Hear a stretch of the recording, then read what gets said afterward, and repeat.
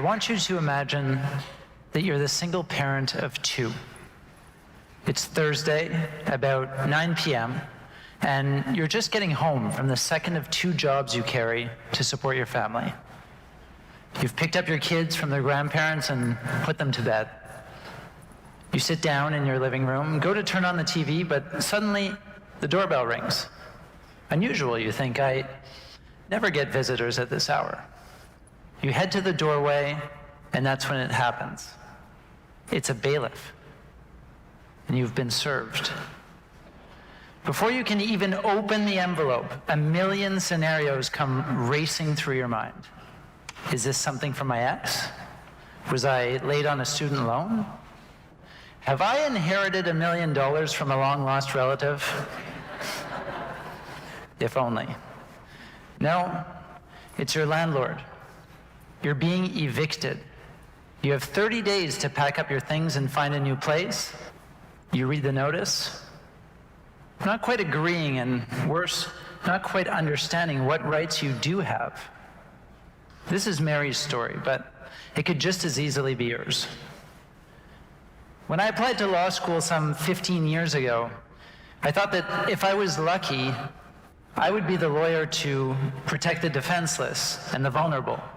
I thought that I'd play some role in reducing the inequality gap and in bringing a greater sense of justice to those for whom the law seemed totally inaccessible.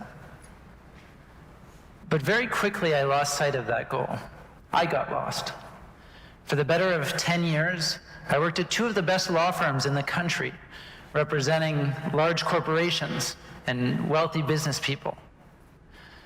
Fantastic salary, fancy office, the praise of my peers, the admiration of family and friends. In a sense, I had made it. But I was lost. In the back of my mind, often when my head touched the pillow after another exhausting day, I wondered how I'd lost sight of my not-so-distant dream to not only work on the best cases, but also to help those who needed me most. I'd set out to make a difference, but here I was taking the most conventional of paths. Now, for a time, I was able to appease those inner thoughts by volunteering my early mornings and late evenings to charities, foundations, nonprofits. I was even able to fit in a little bit of pro bono work of my own, thanks to some very understanding bosses. But I wondered for how long I could go on with one foot planted in my real job and the other in projects that, in my view, would help make the world a better place. I became obsessed with the endless canyon that seemed to exist between, on one side, how I earned an enviable living, and on the other, how I wanted to give back to society as much or more than what I was taking from it. Now, luckily, from that obsession grew the determination to solve a problem. How could I continue to represent clients who could afford me, while also defending individuals and organizations who didn't have the money to pay for a lawyer? I feel fortunate to be standing here today in front of you as the founder and chief executive officer of the first one-for-one law firm in the world.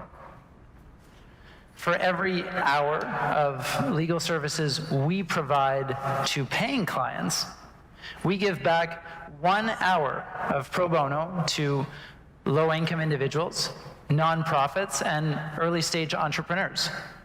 We bill an hour, we give back an hour.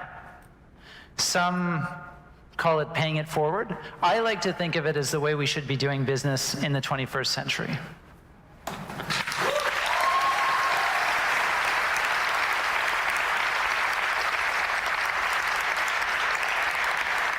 For the earlier part of my life, I thought of making money and doing good as two mutually exclusive goals.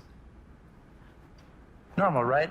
When we consider the examples of entrepreneurs who were acclaimed as the most successful in modern times, their motto was simple: make your money first, then give some of it back.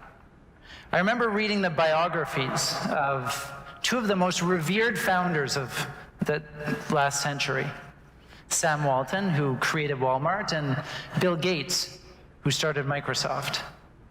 And I distinctly remember that these two businessmen, despite being roughly 50 years apart in age, shared two reasons for starting their businesses. The first one was passion. Passion for the core focus of their venture. For Gates, it was innovative technology.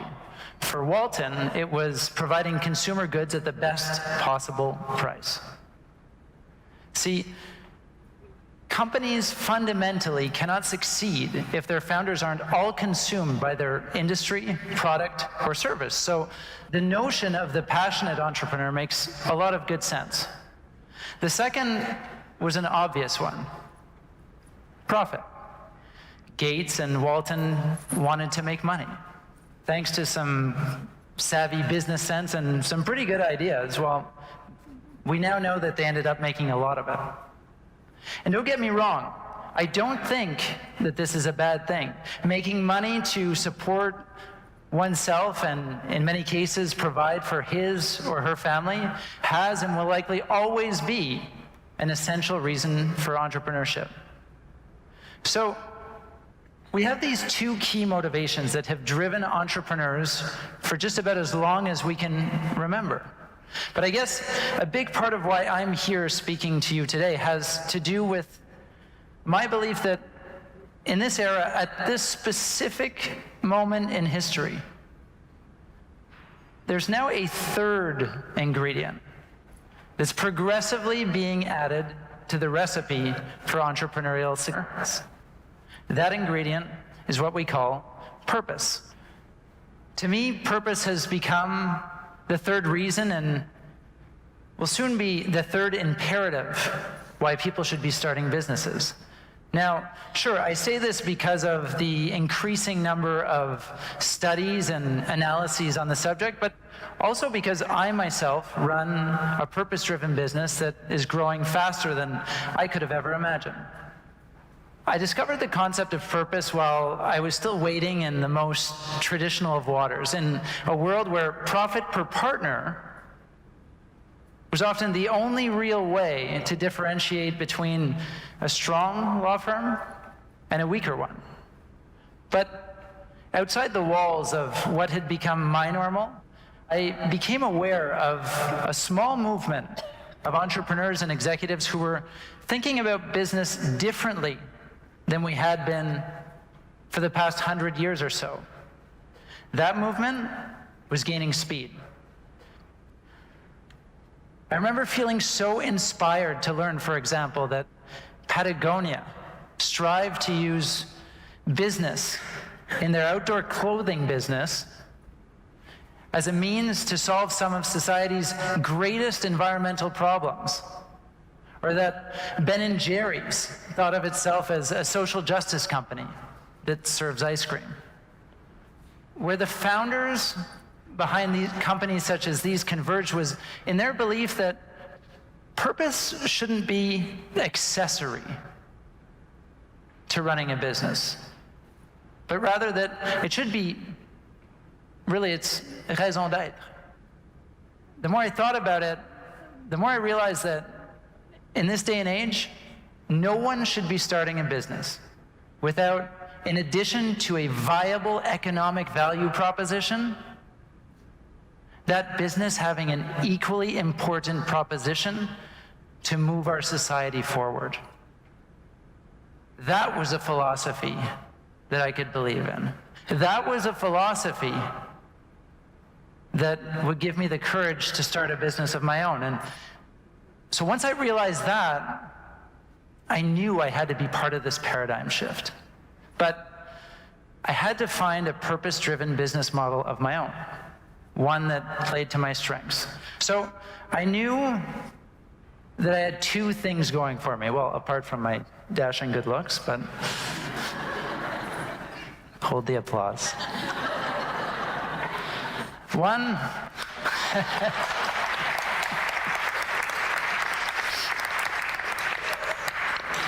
One, I was a pretty good lawyer. Two, I felt convinced that with the right idea, I could convince other talented, socially conscious lawyers to join my venture.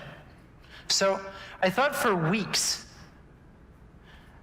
about how I could contribute to alleviating access to justice issues while continuing to earn a decent living.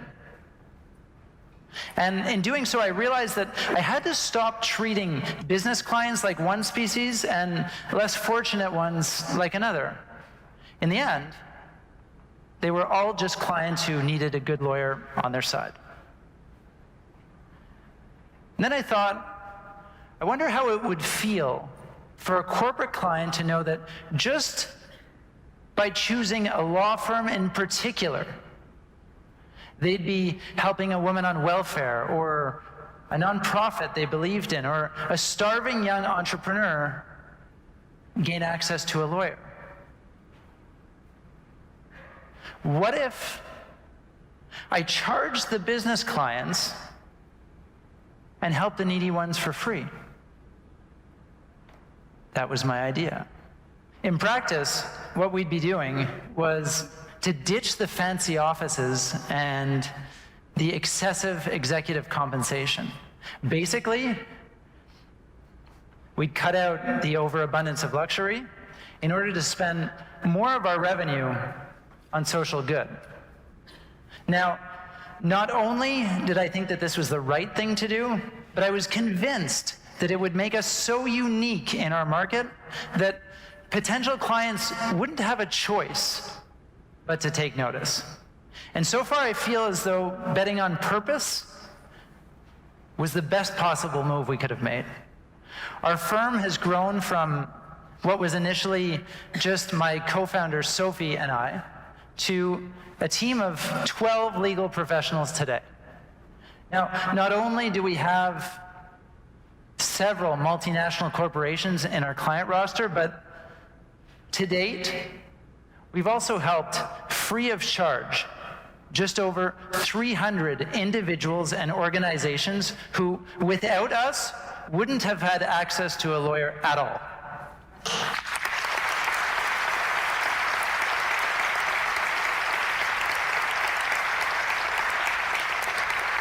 And see, the thing is, where I'm standing, we're just getting started. You see, we find ourselves at a time in history when we're experiencing the greatest rates of change and innovation. The next 10 years will present more disruption than the past 50 years combined. Get this. Since 2000, of the 500 Fortune 500 companies, 50% have disappeared. In the next 10 years, another 40% will become extinct. So what do we do? My answer is purpose. Beyond cutting prices while still maintaining product quality, purpose may well be the only remaining competitive advantage available to business leaders looking to find themselves on the winning side of this disruption. Companies that integrate purpose will give themselves the opportunity to succeed. Businesses that don't won't stand a fighting chance. Now, there are three main reasons for this. One, purpose-led brands are more successful in acquiring and retaining customers. Behavioral science tells us as much. People buy things that make them feel good about themselves, and people do business with brands they trust. The authentic story of purpose behind my own firm is helping us win customers every day, and is critical to us winning even more.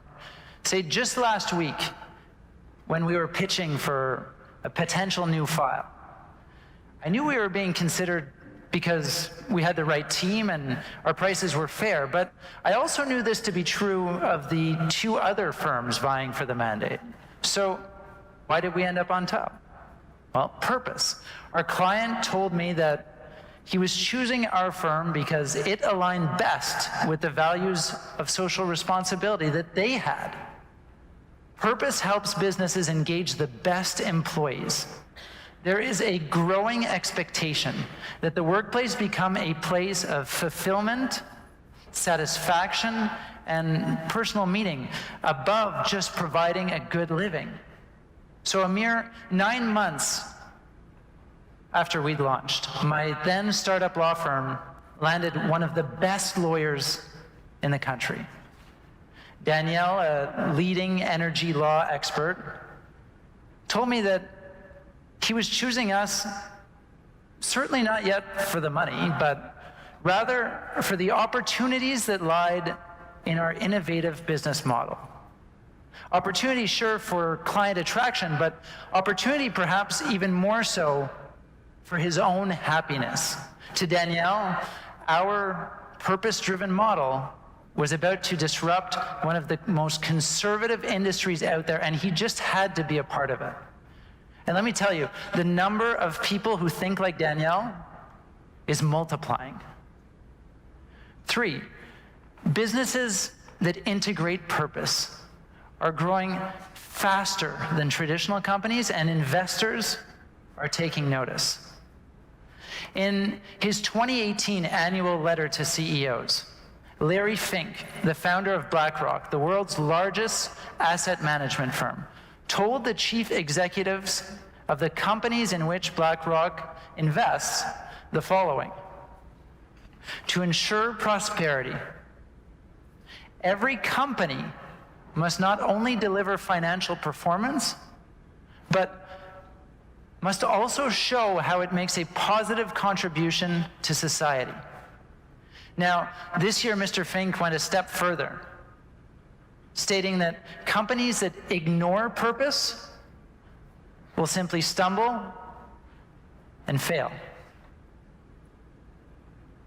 So, take, for example, Unilever, where among its hundreds of brands, those which have integrated purpose directly into their model, such as Dove, Hellmann's, and of course, Ben & Jerry's, are growing 30% faster than the rest of Unilever's brands. So it's no wonder that the most astute investors are taking notice. They've learned that there's no longer a trade-off to be made between financial performance and social impact. Rather, they now know that these two concepts must be intrinsically linked for companies to succeed.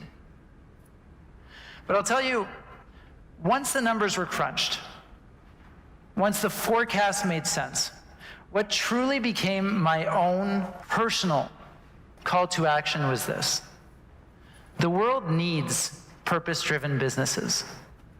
It needs a lot of them, and more than ever, it needs them now.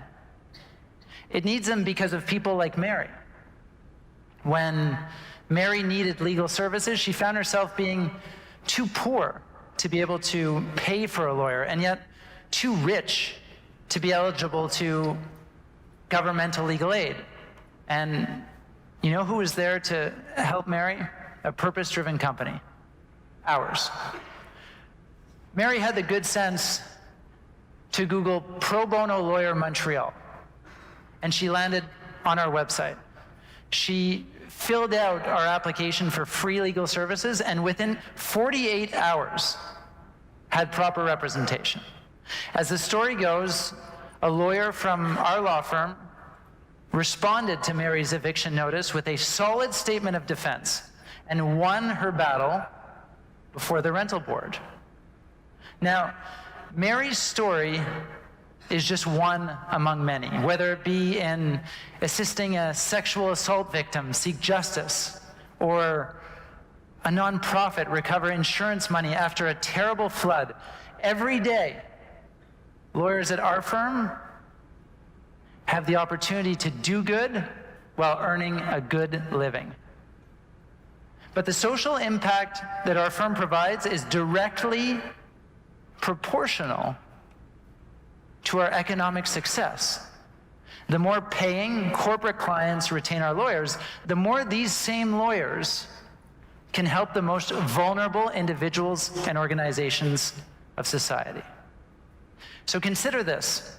In 2017, the two largest law firms in the world each generated just over $2.1 billion in revenue.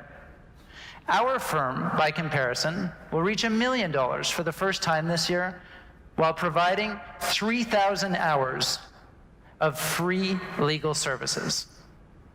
Now, I'm not saying that every firm out there should be allocating 50% of its time to pro bono like we do, but just imagine if purpose was placed at the core of the model of every single law firm in the world, how much access to justice would increase. How many individuals and organizations would still be lacking proper representation? Not many, if you ask me. And this is why I firmly believe that the greatest opportunity to solve some of society's biggest challenges lies in the hands of businesses, and perhaps even more so in the minds of those who will create the next innovative law firms, and even the next Microsofts and Walmarts. Perhaps one day, social entrepreneurship will simply become entrepreneurship. But it will take all of us, as entrepreneurs, employees, investors, and even consumers, to continue taking a stand in what we build, where we work, and how we spend our money for that to become a reality. Now, I've said it before and I will say it again. The world needs purpose-driven businesses. And now, you know that these businesses aren't just surviving, they're thriving. Thank you. Yes. Thank